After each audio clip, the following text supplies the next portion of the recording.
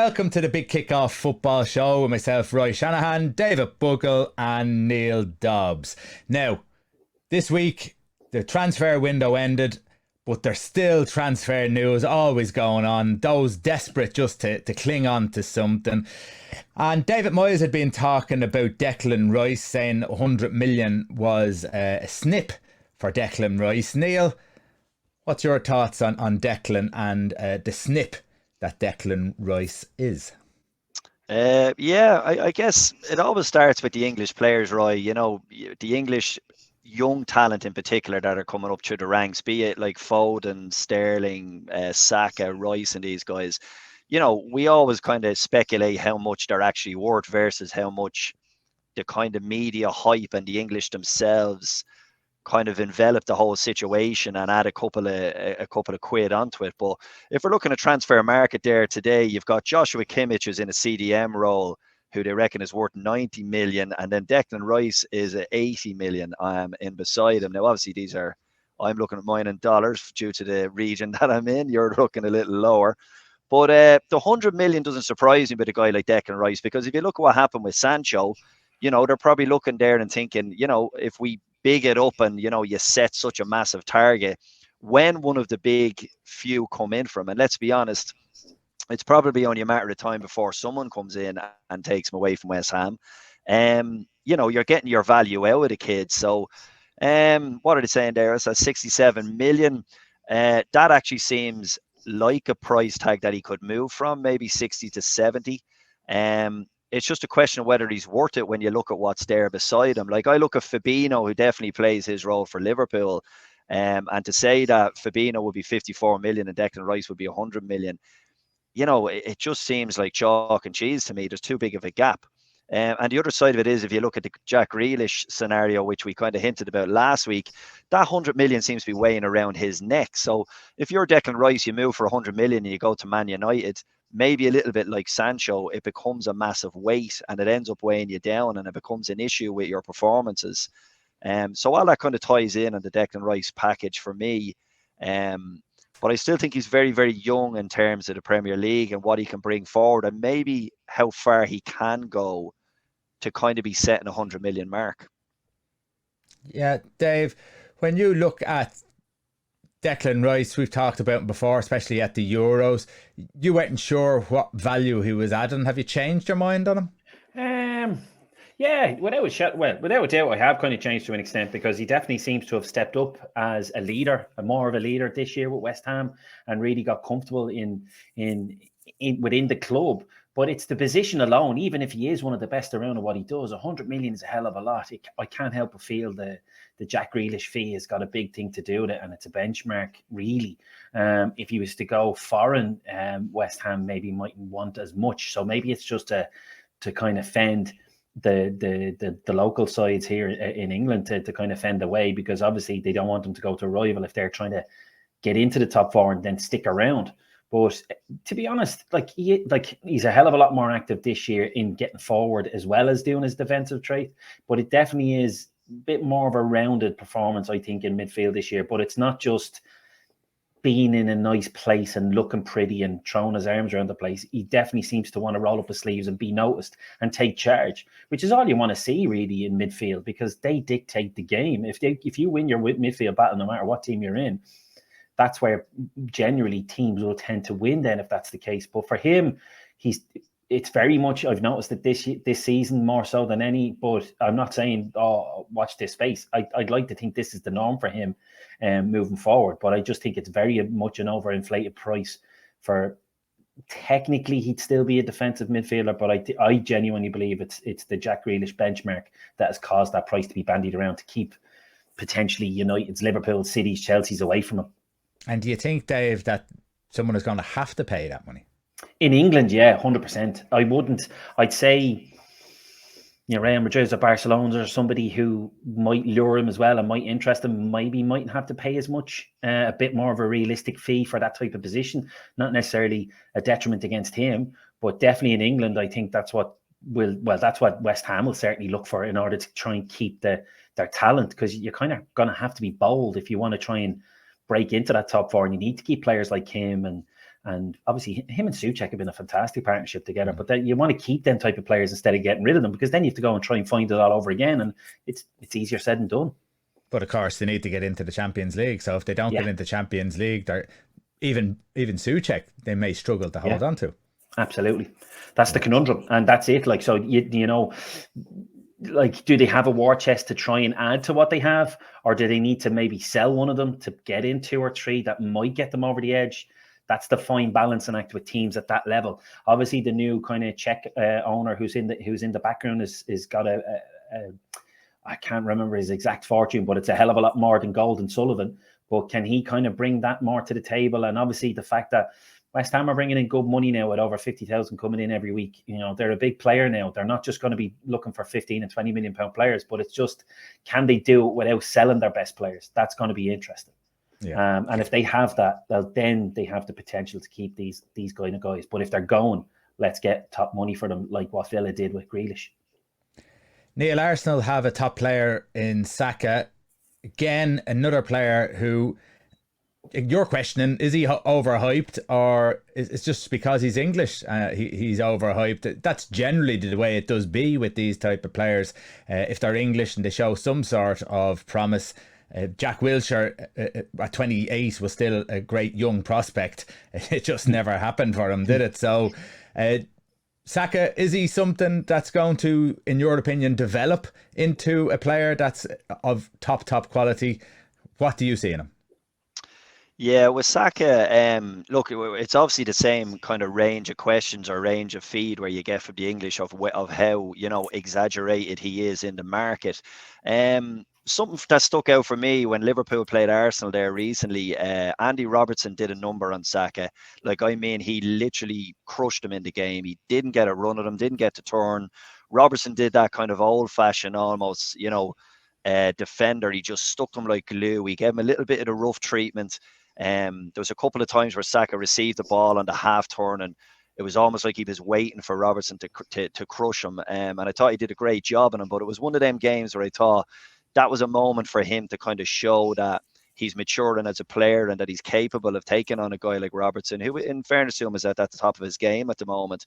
But maybe that just shows he needs more time. I think in the English ranks, he's come up through the ranks a little bit quicker due to the Euros, the issues with Sancho and Greenwood and stuff, that Southgate didn't really fancy them. And then when he got his chance, he took it with the England national team. But I don't think he's been as impressive with Arsenal. In a couple of games, he looked really good with his link-up play with Smith Rowe. But consistently, maybe against the bigger teams, he probably doesn't stand out as much. So I definitely think there's a development there of another year or two before you start talking to him the way we were in Grealish terms last season, where I really, you know, remember we were speculating where Grealish would go and who would want him. And I think we were in agreement that everybody would want Grealish and that type of player. And that's proven with Pep taking him. With Saka, I think there's another bit of a room there before I would personally start thinking of him as a top tier player, or someone that, say, for example, a Liverpool, a City would be kind of looking at this stage. I think the only reason why they're discussing him is because he's gone into this final 12-month scenario. And obviously, when you're an Arsenal supporter, you must be worried when things like this happen, because that's how they've lost their best talent over the last kind of 2 decades. So for Arsenal, I definitely think for him, the best place to stay is at Arsenal right now. He's a manager that believes in him. He's coming up through the ranks. They have a couple of good young players playing around him. But I don't consider him that type of hot property yet. You know, maybe the 40, 50 million kind of mark. But, you know, he wouldn't be someone that I'd be looking at, especially for a Liverpool perspective, because I don't think he's anywhere near the finished article yet.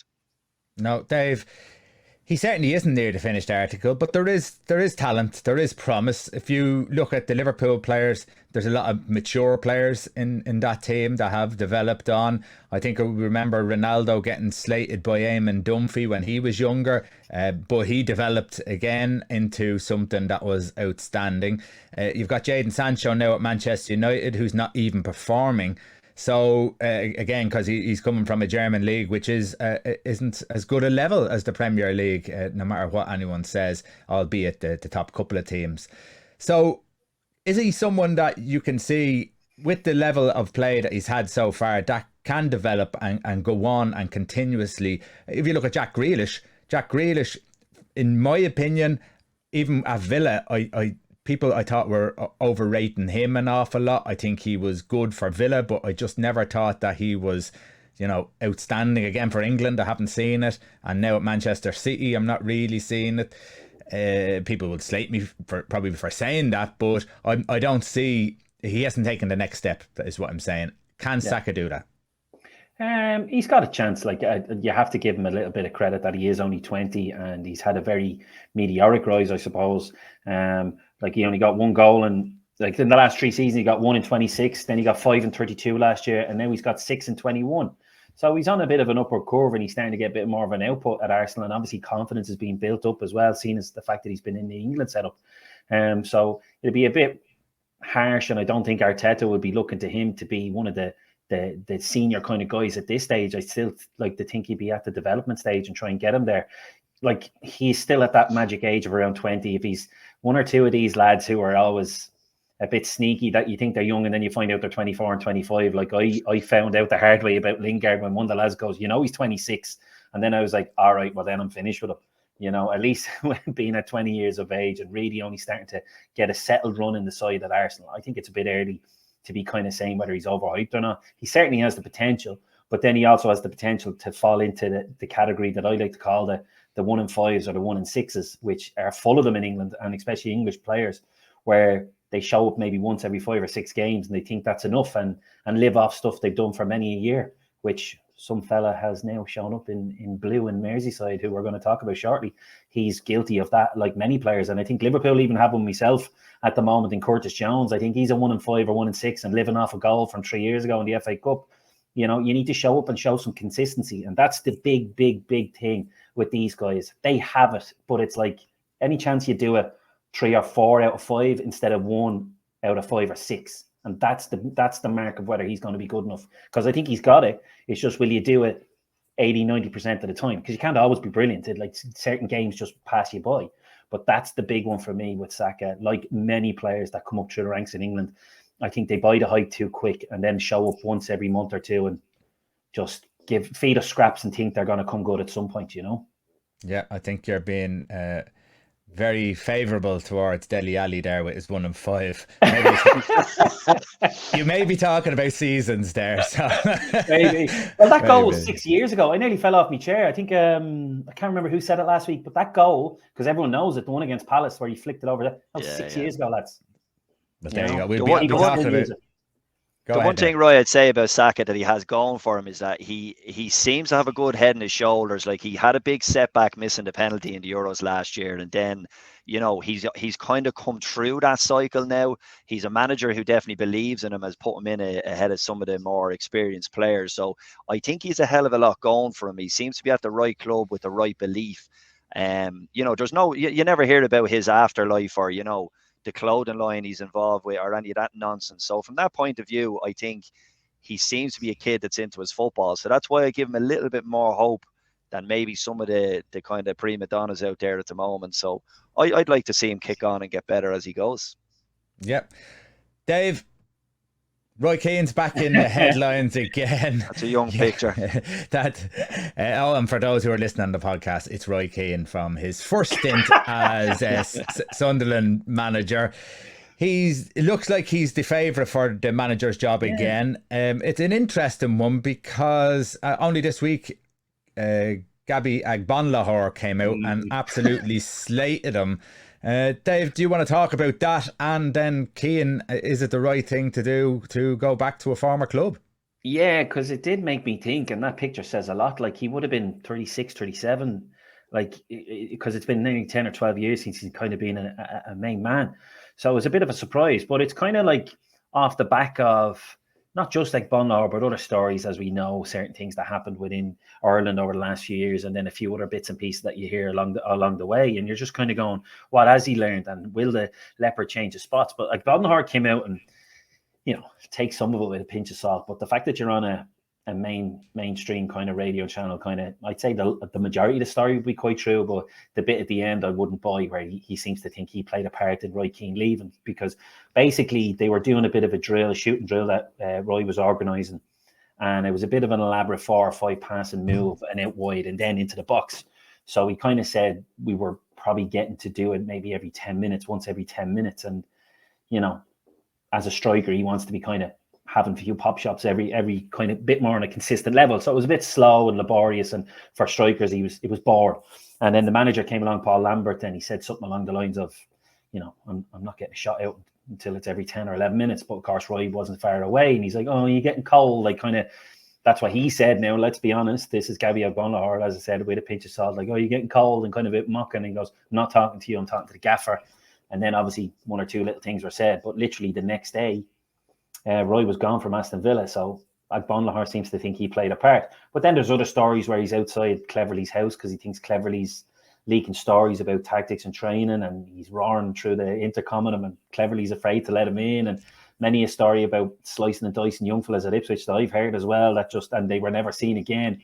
And then obviously we all know his style as a pundit, and it's just kind of, can he survive more than a few months without players going, I can't keep up with this? Like, because he seemed to, like Bonlahor, suggest that he couldn't accept that they weren't as good as Giggs and Scholes and Beckham, and then players, and just his way of coaching wasn't the right method for players nowadays. Now that sounds like a bit of an easy excuse as well, but there's also a bit of an element of truth, because we all love it on TV because we like to see them have a poke at these overpaid prima donnas. But when you're a manager, you kind of have to make sure you bring them with you, and that kind of style could make a lot of them go the opposite. And that's why I'm just going to be intrigued that, yes, for Sunderland it could be a good idea, but will he round the edges off a little bit and really try and make a success? Because this is probably his last chance saloon, because it's been so long to be the main man. So for us, it's going to be interesting if he does get the gig. But can he be a little bit different? And I'm not saying he should be soft or anything like that, but can he kind of take that sharp comments away,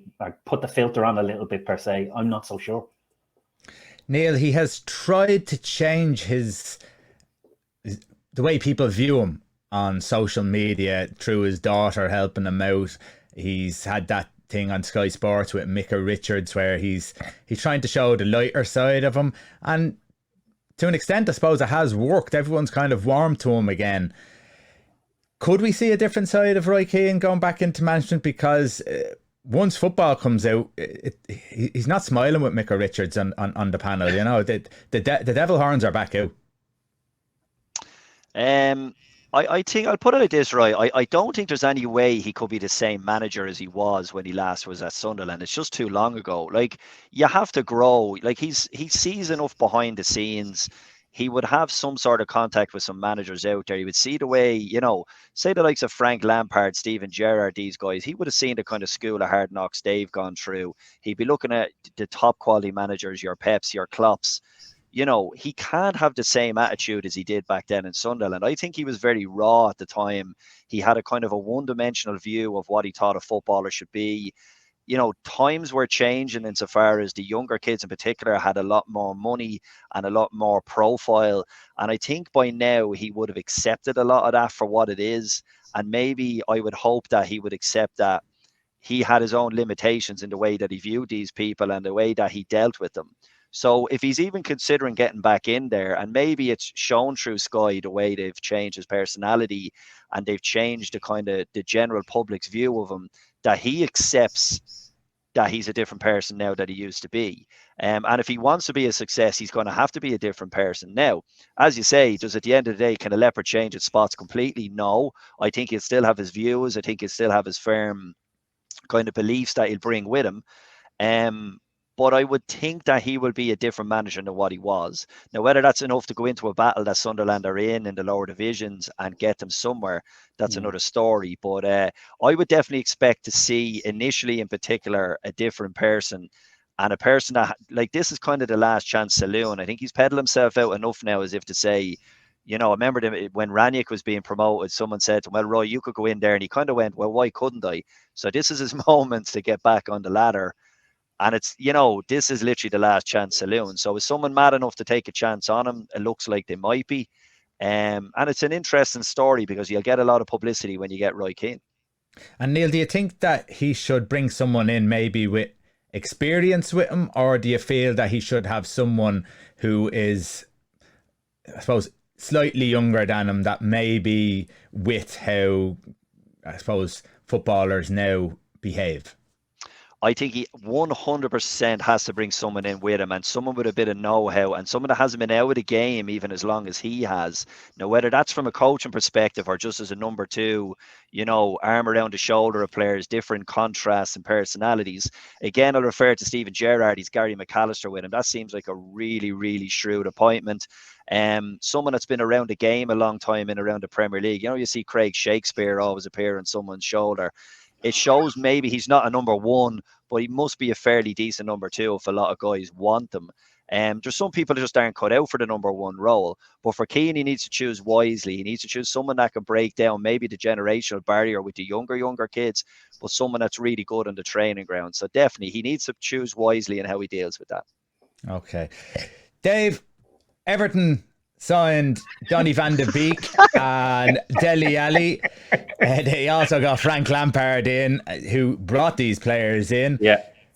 Dele Alli's only in the door, not even a wet week, barely even a week, and he's getting slated for exactly what's being shown on screen here. And for people who are listening to the podcast, have a little look at the pictures online.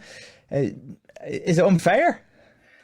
To an extent, yeah, but at the same time, like, would you not be a bit clever? Because this isn't even the first instance. The first instance was his first day of training, and he came in a Rolls Royce, and of course, a lot of the Scousers were like, "What's the story here?" We're like, "What's he doing coming in Rolls Royces?" And they were already at him. And then when I seen that, and it's like, Jesus Christ, they're already at him, and they're typical Everton. They're already starting to panic a bit. But like, it doesn't help. Like, whatever about the car, I think that's a bit much, and it's scraping. And to be honest, it could be a bit of clickbait, just shit stirring as well, to try and get us all to come in. As I said, I seen the headlines. I didn't go into it because I just like, whatever, it's a car. But this instance, and you see Donny looking a little bit sharper, and then when they read about the other one, and then they see this, you're kind of going, mate, come on. And if I'm not mistaken, I think there was a bit of red. Was there a bit of red in his hair as well at one point or something? I think somebody poked on that as well, and it's like, Jesus Christ, like. But anyway. Let him on the pitch first, but like, this is it for him as well. We're talking about Roy Keane. This is it for him as well now. You've got to move, got a fresh approach. You've got a manager who's going to back you, and a manager who he probably respects as a player, not long in the game. It could be a nice little partnership there, but instead of being the 1 in 5, or in this instance, he's probably a 1 in 10, because he is part of that brigade. He needs to start doing a 3 out of every 4 now and being a main man, because it's just not enough anymore. He's 25. It's time to get the finger out now, and the only way is down. If you don't perform here, the only way is down. You're not going to go back up and get back into the top 4 teams. Like, there's only one way for you if he doesn't show up. So I think it's a bit harsh. I think it mightn't even be Everton fans at this stage. It's just anyone's just having an excuse to have a pop at a player. I think Rashford and Lingard got a bit of stick as well for a pose out in Dubai the other day as well. And it's like, right, we're scraping here. We all know what they are. But listen, give him a couple of games in the pitch and then go for it if he's still being as inconsistent as he can be. But but it's just funny. It's just funny, like, that they're already turning the screw, And Neal, Frank Lampard's made a great start with them. I mean, the FA Cup 4-1 against Brentford. None of those boys played, so already there's a little uplift from players, which puts a big question mark over some of those players if they can perform just like that at a click of a finger. So does that see promise in what Frank Lampard might bring, even though people may doubt him as a top-class manager? Just his pure presence might change the focus of these players. I think he was due an inevitable shift in maybe players' attitudes, fans' attitudes, the overall feel-good factor of the club, because they ousted Benitez. So I think they could have brought anybody in, provided they weren't anything got to do with Liverpool or anything red, and I think they would have got that feel-good factor. Look, the proof will be in the pudding with Lampard in the next 6 months, 12 months, 18 months. I think we kind of hinted on the show last week that, look, this is a long-term project. I'm looking at some of the Everton team here. Like, it's like the graveyard of players that nobody else wanted. Iwobi, Townsend, Decore, Gray, although Gray's done well this year, Tossin, Sigurdsson. Everton have a massive amount of players on the books that they don't really want. They're on big money. Sigurdsson and Seng Tossin are the biggest ones at the moment. They come in for colossal money for the type of profile of the player that they are. And now they've added Dele Alli to that, which could be just another relic in the graveyard this time next year. Van de Beek, I'll give him a fresh start because, I'll give him a pass because it's a fresh start for him. So he's the real signing for me that I kind of want to see how he reacts. Whereas the rest of them, you're looking, can Frank Lampard get a reaction out of a group of players that was more or less the same under Ancelotti and more or less the same under Benitez? And I think that's a huge, huge ask. So if I put a kind of a real critical kind of hat on me here and say, right, what is your end goal with Frank Lampard? The end goal is actually to clear out some of the crap that you're left with, get rid of the dead rubble. That might take 2 transfer windows. That might mean taking a massive loss on some players and then hopefully bringing in maybe in the summer where Lampard can work a little bit of magic with the Chelsea youth system like he did at Derby, where he picked 1 or 2 kind of rough diamonds out and give the guy a chance. Because in 12 games, if things aren't going well and the Lampard out flags start coming, nothing is going to change. They're just going to be exactly as they were. And we'll be looking at odds for the new manager to come in again, which is crap. So Everton need to stick to their guns now. They need to show that they have a vision and they need to give them a chance. Okay. We'll stick with you, Neal, and it's Manchester United getting knocked out of the FA Cup by Middlesbrough. You asked the question, is this an all-time low or a new low under Ranić? What's your thoughts on it? Because Manchester United dominated the game, couldn't score goals. It's their best 11, more or less, and yet they still can't beat Middlesbrough of the Championship. Yeah, it's a funny thing because I'm in the US at the moment and I'm trying to get I stay away from Sky Sports because I can't watch the highlights and I can't watch stuff like that on it when I want to see them. So you're getting a different opinion over here. So you have a lot of ESPN kind of views. But there's 2 aspects of it. Number one, they're calling it devastating and the new rock bottom. I wouldn't say it's rock bottom because, relegation would be probably rock bottom. But it was, I think the impact of going out of the FA Cup was big because this whole Ronaldo came in to win a trophy, maybe not the Premier League, but he wants to win a trophy. And you think the FA Cup would be, tailor-made for the likes of that. Looking at the game itself, Roy, I thought, they dominated him pretty much. He sent out a very, very heavy side. He even threw Pogba and all back into the fray. I think they did more than enough to win the game. Like Fernandez's miss was criminal. Ronaldo missing from the penalty spot the first time in years. There was all these things conspired against him, which I guess happens in the FA Cup. Like their league form isn't too bad. I think we had a graphic on the last 8 games and their last 6 games. They're still in kind of 3rd, 4th, which is par for course for United at the moment. I think it's just the significance of going out of the cup when all the other teams, be it that they struggled, Chelsea struggled, West Ham struggled. It's going out of the cup and kind of saying for 5 years now, or what is it, 6 years, they haven't won a trophy. I think it's significant to Man United being as big a club as they are and bombing out of the cup with that type of team on the pitch. It maybe is multiplied by 5 or 6 because of the repercussions of that. So performance-wise, it's one of them. If it was your kids' teams, you'd be saying, "Listen, we're playing great. We're just not getting the results." But for Man United, it's just not good enough, and it's another kick in the rocks, really, isn't it? Yeah, Dave. That's exactly what it is, and it just kind of it just kind of confirms that Manchester United are not a top 3 team. They're a top 7 team who could or could not make a Champions League spot. Listen, this happened to us. We lost to Bolton and then Bristol City. Don't worry, about 25 years later we won the league, so it's grand. Just be patient; it'll come good. But no, look, I get it. But to me, I understand where that question's coming from about rock bottom, but for me, it was the Liverpool, Man City, and was it Norwich?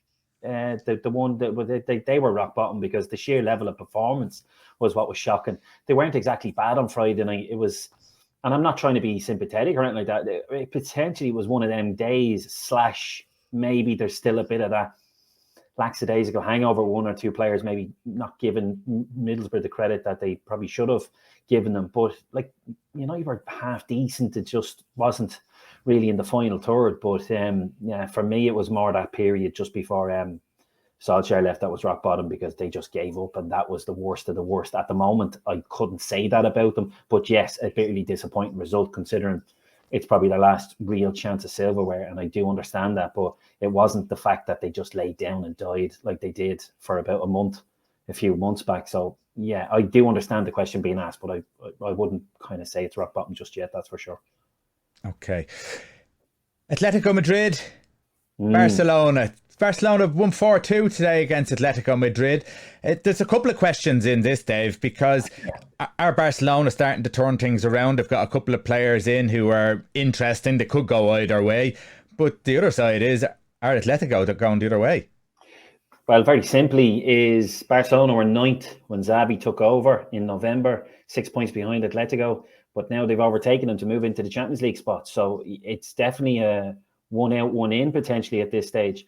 Like it's one game, but it was still very significant considering there hasn't been a lot of any positivity in relation to Barcelona. But today they were very much the better side, 60% of the ball, and the starting 11 was remotely strong. Like I didn't see a lot of games sometimes, but I always looked at the 11, and there was 4 or 5 players who like no idea who they were, and they were obviously guys coming up from La Masia or whatever. But today it was like Ter Stegen was in goal, then you've Jordi Alba and Dani Alves right and left back, Piqué and Araujo. Araujo was quite decent. I liked him beside Gerard Piqué. Then you had Pedri, who was very clever, and the hype and the plaudits that he gets are justly deserved. And then you have Busquets and Frankie de Jong there. And then up front, they had Gavi, Ferran Torres, and Adama Traore. Now, Adama Traore was very interesting because there was a lot of one-on-one stuff. Instead of him really having a lot of pitch to burn past players, it was a lot of one-on-one stuff. And there was 1 or 2 little moments of showboating. So I don't know whether he's just trying to impress the new camp or has he got more in the locker than we see? Because usually we see him with the afterburners on. So it'll be interesting to see just how much skills he has, or was it just more tried to appease the fans today and show off, even though he had 1 or 2 decent end products. But then obviously the likes of Aubameyang came on, and we all know what he did do for Arsenal. Obviously he gave up on the last year or so, but if they can get that back and they have a centre forward instead of Ferran Torres hasn't taken off, so if they can get him in, and then Dembele's back fit. I know it didn't materialise in January. Maybe he is one of these false dawn kind of players, but if anyone can do it, maybe Xavi can get something out of him. But it's just, then there's a few others. Luke de Jong is a decent finisher up front.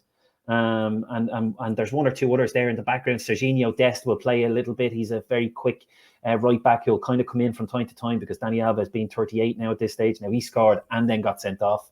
But it was a very lively game, and they had a bit more about them, and there's a bit more pride back in and a bit more pep in their step. So, but on the other hand, Atletico were very flat, and even Simeone, there was a little niggle in the first half where they were trying to get the ball off one of the Barca players, and usually to be around like rabid animals, and he'd be in the middle of it. But if anything, he was kind of half in it, half kind of trying to stop it, half in it. Well, before he'd have been in the face and going at the ref and trying to cause it. So it's a bit of an interesting one and definitely a momentum shift. And it'll be interesting to see, well, is it Atletico's star that's going to fade a lot quicker than what Barcelona's was? Because all of a sudden, you know, things could be a bit interesting. And with Xavi there, he's obviously going to give it everything to try and put them back to where they need to be. But it's still a bit more time to go to challenge Real Madrid. But I'd fancy them for a Champions League spot, which is huge considering the financial difficulties they're in. So it was an interesting game. If anyone watched it, and Jordi Alba's goal is an absolute worldie. So go YouTube it, cracker. And I believe Gerard Piqué, it's reported that he is going to retire at the end of this season. I also seen where Piqué was in the press talking about Haaland and warned them not to go to the same club as Mbappe, as he would fall away. So in other words, come to Barcelona. There's nowhere else to go. So it would be very interesting if that did and that did materialise. Neal, Roy Hodgson has another club, and a man at 74 years of age just does not want to give it up. Watford again have another manager, and I think Gary Lineker joked that he didn't expect them to give Roy Hodgson such a long contract to the summer. So what is Roy Hodgson going to do for Watford that all those other managers could not do? Do you know what? It's hard to say at this stage of the season to stabilise the ship, but I remember Hodgson first came into Crystal Palace, and I remember Danny Mills did a very a very interesting yoke on him on a Match a Day or one of them, where he was saying, look, he's a great set of hands, safe pair of hands. He is a specific way of playing. Sorry, Danny Murphy, not Danny Mills. A great way of playing, a great system of playing. He's very, very methodical in what he does. The only thing I would say is, does he have enough time to put that kind of imprint on a team like Watford? I don't know. Is he going to be a massive change compared to what Ranieri just did? I don't know. So there's a lot of underlying little things there. That's kind of going against him. Time is going against him, and the lack of games are going against him. Maybe if he got in on the Ranieri term. But like what Hodgson did at Crystal Palace was he made him very difficult to beat. He set out a system for him to play in, and they definitely bought into it. Now, he went through a journey and he finished up with them, but maybe he thought he had a little bit more time, which is why he jumped into this new job. But it's a big ask. I don't think he's on a hiding to nothing, because I think it's a kind of a shot in the dark here. They had to try something, or they felt they had to try something. But I think Hodgson will bring in a kind of a certain stabilization and knowledge of the league. And if he can get off to a decent start and kind of get that squad going, he might do something. I don't really have a whole lot of faith that he can, just purely because Ranieri was no fool either. You know what I mean? He would have known exactly what the limitations of the squad. So I think the task is massive. It's just a question of how quickly he can put a project in place there. Or maybe it's more of a question of what is he left to deal with from Ranieri? What kind of dressing room is it? What's the morale like? But it's definitely a tall order for him to step into. Yeah, Dave, have Watford got the squad to stay up? Has Roy Hodgson then got the tools? Obviously, he's done it over the years, but has he got the tools to make this squad a team that can get enough points to finish off this season and stay out of the top or the bottom three? Yeah, like if he was at any other club, I'd probably be like, yeah, this is probably a really good sign. But it's just because of Watford is a bit of a poison chalice. But like if you look at the league table, they're only a point behind Norwich. They've got 4 goals. They've scored a few goals this year with Dennis up front. They've scored 23 compared to Norwich at 13. Obviously, Newcastle are right behind them, who probably people would claim to be the favourites to be the 17th man, providing Everton go up the league table. So I think it's more Newcastle are going to be the favourites regardless, with a slightly stronger squad now that's been improved over the month of January.